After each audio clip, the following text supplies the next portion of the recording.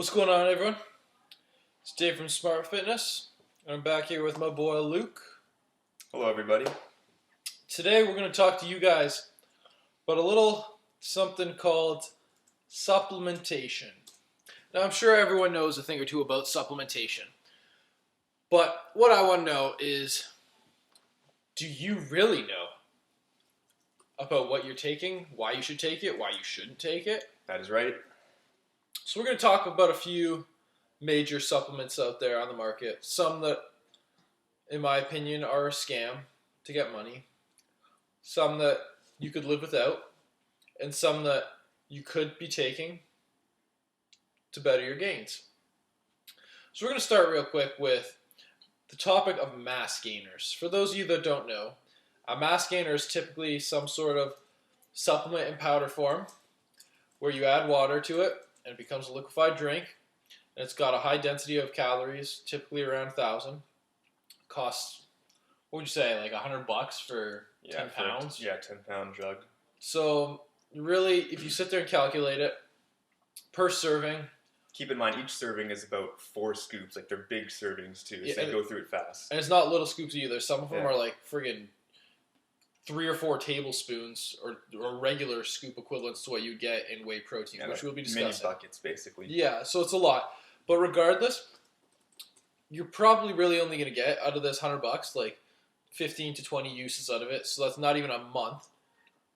You could be making your own mass gainer if you're trying to get mass size. Those 1,000 calories, you get them healthy from nutritious actual food sources. Most of these mass gainers are filled with loads of fats that are bad for your body. Tons of saturated fats, tons of trans fats. Does it keep recording? Yep. Okay. So, essentially,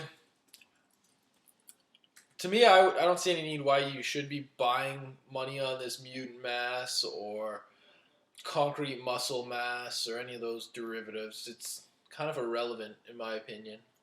And also, what's in them is basically not quality ingredients, correct? What is it, essentially? You've got a lot of corn syrups, a lot of additives, a lot of filler products, you could call it. Even some products, though, like GNC, they've got a mass gainer where they claim that they use a lot of whole foods, a lot of natural foods, like they use sunflower oils and olive oils, as well as like whole wheat and like whole wheat germ. But realistically, if you're getting that in a supplement, and it's going to sit there with a shelf life of 2, if not 3 years, how safe is this food that you're actually eating? True. And it obviously does not compare to just actually eating the real foods. It's Exactly. not as nutritious. Plus, realistically, if you're buying something for the olive oil or the oats that it has in it, you can buy yourself a jug of 1.5 liters of olive oil and oats for like $8, and that'll last you over a month. Mm-hmm. So, For sure. realistically, it's not So overall, useful. mass gainers, no good. Yeah. You're saying. Yeah, Yeah. we're going to move on to the next topic at hand here. Protein powders. We're going to talk strictly about whey protein. Some people, because of dietary restrictions, will have rice or egg or pea protein powder or even soy protein. Yeah. Egg protein is actually the best for your body. It's got the highest quality of protein derivative in it called ovalbumin.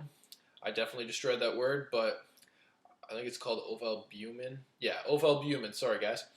But then the next greatest source, called casein, comes from whey products. And the rationale behind why we're going to talk about casein is because egg proteins, yes, are the greatest, but for the dollar you're going to spend on it, it's exponentially more money than what you'd pay for whey. So, in my point, I don't see why you would need it. So, whey protein, it is essentially the skimmed portion of milk that's been processed to a point of filtration and powdering to get rid of most, if not all, of the fat, in many cases, as well as the carbs from milk-derived sources, such as from a cow, obviously. So you're going to be left with a scoop that has maybe 100 calories in it, maybe 150 calories in it, and roughly 24 to, like 28, maybe some have 29 grams of protein per serving. That's the average. The rationale behind why you would take protein powder is essentially to aid your body in amino acid productions. And as we know, amino acids aid in the body through several functions that go beyond bodybuilding. But for the purpose of bodybuilding, amino acids essentially do what, Luke? They repair muscle for you. They're the building blocks of protein, amino acids. Yeah, they don't build muscle per se, but they help when muscle tissue repair comes into play. So obviously when you're building muscle, you're going to have your muscle, and then as you're working out, you're going to stretch that muscle and tear it. Amino acids will come in and help repair that tissue as well. So, would you say that protein powder is a vital supplement to have? No, I would not. Would you say it's a helpful supplement to have? It's definitely helpful, but you need to keep in mind here that whether you're spending $100 for that protein powder supplement or $35, the ingredients that they've listed there, yes, they are subjected to the FDA, but it's not regulated in the sense that they can write that you're getting 24 grams, but you're really going to have no way of proving if you actually got 24 grams of protein per serving. So your best bet is still to get your amino acids, your protein sources per se, from whole foods, in particular meats, or if you're a vegetarian, try and get it from combining two different types of like a vegetable and a nut source. For example, you could take bread and combine it with peanut butter, so it gets you your 9 essential amino acids there to make a complete chain. But regardless, you do not need to have protein powder in order to supplement your lifestyle. The rationale behind why I would say you should take a supplement is for the fact of convenience. Most people that are new to lifting are not consuming enough protein after they work out or at all. A lot of them don't understand the rationale behind you need to eat. Some people, I know my girlfriend, she actually finds that she feels a little bit waterlogged after she works out. Maybe she's drinking too much water after she works out, but regardless, most of the time, if I was to say to her, hey, let's go have a meal, she would not want to do that. So getting her to have one serving of whey protein hits her with protein and carbs, because the one that I got her, it's a little bit higher in carbs. So she's helping her body, and she's only having it with maybe 125 milliliters, so half a cup of water, so it doesn't actually make her feel more waterlogged, or so she doesn't get more bloated. More or less, the rationale behind why I would say taking protein powder, and you can pipe in here too, Luke, is Sure. for the convenience purpose and to help you with the fact that some people do not hit protein sources. A lot of girls tend to not eat enough food as it is, so they're definitely not eating enough protein. Mm-hmm. In many cases, they're eating a lot of carbs, a lot of unhealthy refined sugars, but your body breaks it down the same. So at the end of the day, if you're consuming a lot of sugars but still under calories, it's not going to make much of a difference. Yeah. And also keep in mind that it's a supplement for a reason. So if you're getting enough protein through just your normal daily food intake, then you don't necessarily need it, but that's the whole point. Like David's saying, it's tough to sometimes hit those protein goals. So if you don't hit it, protein powder is the way to go, I would say. Yeah. Okay. So next I want to talk about pre-workouts. What's your take on pre-workout, Luke? I've only taken pre-workout probably 10 times in my life, so I don't even know that much about it or have much to say. But for me, personally, some people seem to swear by it and say it changes their whole workout. Yeah. I don't know. I don't notice a huge difference, like the caffeine in it. I don't know if it really gives me that much energy. Just caffeine in general doesn't have a huge effect on me, I've noticed. So that's just me personally. Yep. And then there's I think it's the beta-alanine that gives you that tingly sensation. Arginine. Arginine? Yeah. Okay. Like I get that a little bit, but I'm not sure if that even necessarily helps my workout. I just feel a little bit tingly. So I'm not really sure. For me, it almost seems like a placebo sort of thing. Like if it helps me, I'm not sure if it's because it's actually doing something, or I just feel like because I took it, I should work out harder or something like that. But I don't know. To me, personally, I'm not all that into pre-workouts. What about you? I can see there's merit in a pre-workout, but at the end of the day, if they're really using it as an energy boost per se, you can use other natural sources. Like you can have yourself a cup of coffee or something like that. You can have yourself some sort of natural caffeine stimulant, like green tea if you don't get decaffeinated green tea, or some other type of tea. Just don't get decaffeinated tea. there is the caffeine in there, so it'll have that same type of boost to wake you up. Like there is a lot of people out there that swear by their pre-workout, but Yeah. I question if it's they're swearing by their pre-workout or based on the fact that they've made it so they want to make a profit on it. I'm not going to talk any names, obviously, but yeah, I kind of agree with you. I took them for a little while, and I noticed at most I'd get a little bit more energy, like 5 to 10 minutes before I worked out, and then I'd spend the next like 20 minutes on the toilet with really bad gas and stomach cramps and not ideal. Yeah, it wasn't great. Maybe that for me that could be just because I have digestive diseases as it is, but I've heard of other people saying that. A good portion of my friends that do use pre-workout say that as well. So I don't know. I would give my thumbs down to pre-workout. Yeah, personally, that's our opinion. Right now, my pre-workout is essentially 2 servings of instant coffee and half a serving of hot chocolate. I like to have some sort of carb right before I work out. So by having hot chocolate, where it's simple sugars, with instant coffee, it'll spike my caffeine and the sugar. exactly. Just to give you that The energy. glucose insulin spike is just going to raise my energy levels substantially. I have it roughly 45 minutes before I work out. By the time I hit the gym and I've gotten changed, boom, I'm ready to go. I'm in the zone. Some guys don't like to take carbs before they work out. I find that I'm able to get a better pump and I can lift stronger. Seem to be breaking new PRs every couple weeks, it seems. So that's what it's all about. It could be psychological, but I don't know. For me, it at this point, it's helping with calories as well. So that's like a homemade pre-workout, essentially. It's exactly, and it cost me $5, and it lasts 2 months. Yeah, so that's good. Okay, the supplements the beginners should be taking. What do you think we should say here, Luke? Well, I'd say we already went over protein, and protein is something that beginners should take if they're not getting enough protein. Yep. So that's a good one. Yep. That's the main one. What do you think about creatine? What's your opinion on that for beginners or in general? For beginners, I don't know if it's really necessary for them to be taking creatine. It is obviously a controversial topic, even though there's a lot of research on saying that it's safe and all that. But a lot of studies are showing that if you're doing lifts where they're not longer than 15 seconds, the effects that people claim in the supplement industry are essentially void. Like they claim that it'll help you get a bigger pump, it'll help you lift more. Yeah. But there's loads of research behind it saying that creatine, if you're not working out for a set that's longer than 15 seconds of time under tension, is really not going to help your muscles in any way, shape, or form. How truthful that is, I don't really know.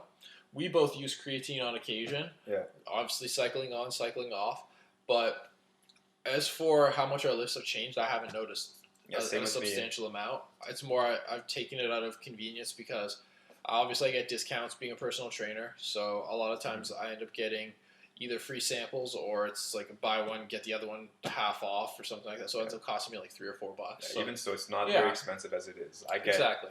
I've got the container that's about this big. It lasts me for months. Yeah. I can get that for about $15 at the grocery store. Yeah, it's only a teaspoon. So yeah. At the end of the day, obviously, if you want to try it. But as a beginner first working out, within your first 6 months, you're going to notice your largest gains regardless because of the simple fact that you've gone from not really working out at all to being active. Yeah. You could, just from throwing around some weight, you're going to notice a difference. But after that 6 month period, you might notice that you need to work a little bit harder. Yeah. So at the beginning, you're basically making progress on whatever you do because your body's not used to any sort of tension on the muscles, any sort of work. Exactly. Yep. So what else do you think is essential then for beginners? I don't want to say that they should be having a multivitamin, but in many cases, people who are working out are not consuming enough vitamins and minerals as it is. Most multivitamins do not cover the vitamins and minerals that you need, though. Okay, such as what? So, in a lot of areas where they have cold winters, you're not getting a ton of sunlight. So vitamin D is typically lacking. But if you take a multivitamin supplement, vitamin D is usually not much higher in it than it would be if you were to just expose yourself to sunlight for 15 to 20 minutes. Studies show. And at the same time, a lot of multivitamins have calcium and zinc in them. Calcium and zinc, they both work for the body for separate purposes.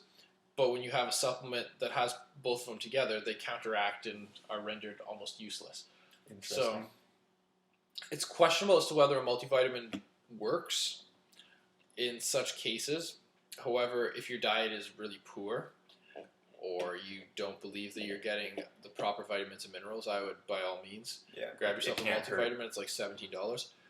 Where I would side caution is going out and buying yourself a vitamin C supplement because your local supplement store like GNC turns around and says to you that, oh, hey, take a vitamin C supplement, it'll cure the common cold for you.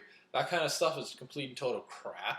Vitamin C has zero link to curing common colds. Vitamin E, for example, there's been claims that it helps with acne and helps with your skin. There's no actual link towards that. There's no scientific link. So I'd say staying away from those supplements for the basis of improving some sort of physical appearance. Or also just say, if you're trying to buy things going off of anything that people are telling you at GNC or supplement stores, often you kind of have to take that with a grain of salt because obviously it's hard they try to sell their products. Yeah, it's hard to say as a beginner because you are impressionable and we get that. But just try and think logically outside the box and do a little bit of research before you go and spend your money. Yeah. So, let's do a quick little wrap up here. Okay. Supplements for beginners. Protein powder if they're not getting enough protein. Yep. Obviously, you can judge that based on your meals. Are you eating protein at every single meal? Some sort of meat source? And basically, I think we can generally say you're not getting enough protein. The average beginner, I don't think so. The average male does get enough protein. They just don't say eat the it. Female does They not. just don't eat it in the right timelines, and they're consuming other substances that. Sure. I know at least for myself, like when I started working out, I wasn't eating enough in general, so that was my main problem. But definitely not enough protein. Yeah. But true, varies person to person. Again, if you're bulking, it is a convenience thing to just add a scoop of whey protein. It's 150 calories right there, and it feels like nothing. Yeah. So, whey protein, good thing to have. Yes. Creatine, if you would like, we're not saying don't take it. Yeah. We're not saying do take it. It's kind of neutral. Yeah. Give it a try, see how it works for you. Multivitamin. If your diet's crap, try and find out. You can do blood tests to figure out what you're low in as well. Try and figure out what you're low in, and then buy a vitamin based on that, rather than going to your local supplement store and letting them hog tie you into a bunch of crap. Pre-workouts, we don't really support them. Yeah, that's us personally. Yeah. We don't really have a problem with having low energy levels going to the gym. Yeah. It could all be a psychological thing. So for us, we're not really big on it. Yep. The biggest supplement that I think people should be taking, though, and I've said this in another video, is water. Link to the water video right here. Watch it, everybody. Watch my water video, guys. Yeah. I explained to you why you need to consume more water. Realistically, you'll have no problem with energy if you drink enough water. Hydration is key. A lot of stuff. You'd be surprised. All right, well, we've kept you here longer than we had planned, so I hope you watched to the end of this video. If you did, you get to have the joy of watching a flex off, me flexing all these myself, on. Yeah. because Luke's decided to keep himself dressed. Yeah. Look at that. Gains, everybody. Pretty small. Yes, I'm small. Yeah. I'm making gains. And a quick little cameo for you guys. I want to introduce you to my brother. He's The been motivation behind all my mocking that's got me into this fitness channel and wanting to get bigger. Luke, turn the camera around. Show them who we're working with Let's here. introduce them to John again. Look at this guy. There you have it. All right, ladies and gentlemen. Stay strong. Let me know what you think. Let me know if you'd want to add anything else. Take something out from our list. And give me your rationale behind it. Yep. All right. Take it easy, ladies and gentlemen.